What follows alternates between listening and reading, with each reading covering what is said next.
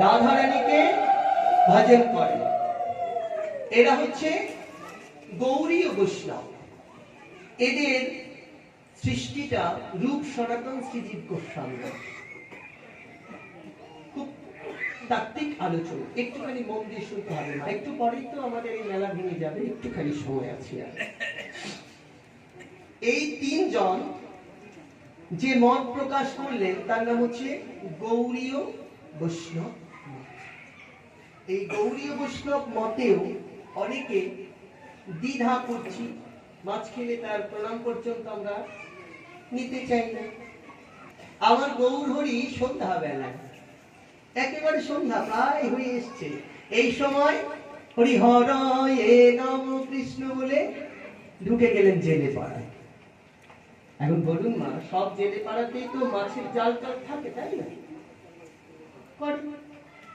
ঢুকলে সকলে গিয়ে দরজা বন্ধ করে আটকে দিলেন।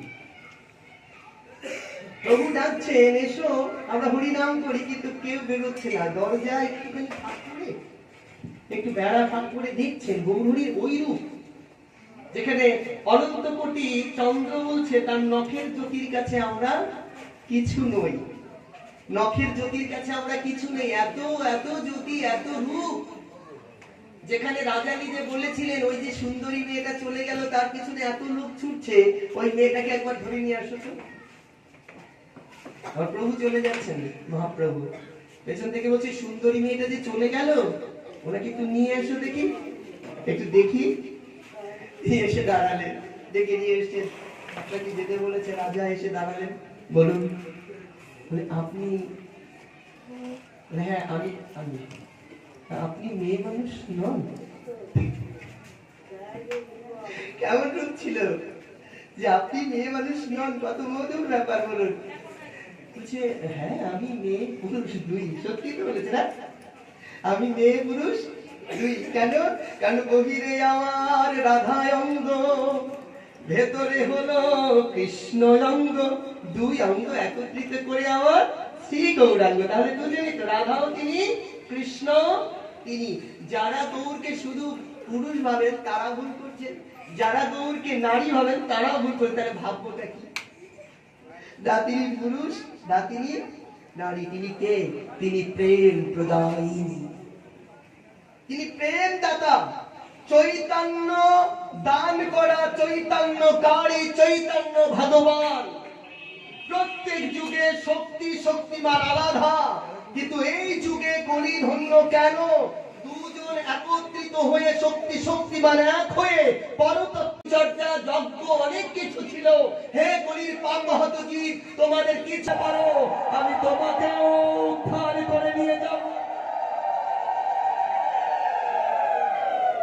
পরতত্ত্ব সীমার ক্রান্তি, এরপরে আর কোন প্রেম। সেই গৌর হরি কৃপা করছেন যেচে যেচে। গঙ্গাদাস একবার আমার কাছে এসো, আমি তোমায় কৃপা দান করবো। দেখুন আরেকজন কৃপা দান করলেন। কে? শ্বশুরবাড়ি হচ্ছে পদ্মা পার হয়ে ওপার। সেখানে গেলে বুড়া বুড়া মায়েরা বলে, এই দাদু ভাই, তোমাদের বাড়ি গেলে কি জগৎবন্ধুকে দেখা যায়? আমাদের বাড়ি থেকে গেলে জগৎবন্ধুকে আমি দেখবো, বাবু দেখি। আমাদের বাড়ি থেকে জগৎবন্ধু দেখবে। আমরা জগৎবন্ধু তো তুমি এখান থেকেই দেখছো। কেন? কারণ আমার মনে যে প্রেম নাই, জগৎবন্ধুর জায়গায় জন্মে যে প্রেম আমার মধ্যে, বসেই জগৎবন্ধু দর্শন করছো। কৃপা কত করেছেন তিনি, সেধে সেধে কৃপা করেছেন। আমার গৌর যেমন সেধে কৃপা করেছেন, আমার এই জগৎবন্ধু সুন্দর সেধে কৃপা করেছেন। করেন জগৎবন্ধুর ভক্ত যাকে কৃপা করে, সেই কৃপাটা কিন্তু জগৎবন্ধুই করছে। মহেন্দ্রজি, আমরা নিজেরা চাকরি করে আমরা সংসারে রয়ে গেলাম, সংসারে আবদ্ধ হলাম। আর তারা এত পড়াশোনা করে, এত দান করে গেলেন যে এখনো লাইব্রেরি গুলো বিক্রি করছে, এই প্রকাশনা গুলো বিক্রি করছে। আমার মহানামব্রত ব্রহ্মচারীর সেই লেখাগুলো বিক্রি করে আজ কত লাইব্রেরি, কত বইয়ের দোকান, কত প্রকাশনী ধন্য ধন্য হয়ে গেল, ধনী হয়ে গেল। একটা টাকা নিতে আসতে কোনোদিন দাঁড়ালো না যে আমায় টাকাটা দিলে না, আমার রয়্যালিটি দিলে না। জীবন্ত সাধক ক্রান্তিবন্ধু ব্রহ্মচারী একটু দূর থেকে হলেও প্রণাম করে আসবেন। কেন জানেন? কারণ তিনি, আমি এতদিন তাকে চিনতে পারিনি, আমি যা পারিনি তা আমি কিন্তু লজ্জা পাই না, আমি বলতে পারি। গলা চিপাতে পাঠে গেলাম, পাঠে যাবার পর এক ভক্ত, আমি বসে আছি দোতলায়, আমি নিচে নামিনি, পাঠের পরের দিন নামা যাচ্ছিল না, এত লোক, তা আমি ওপরে বসে আছি, এক ভক্ত জানালা দিয়ে ডাকছে, বাবা একটু দরজাটা খুলবেন।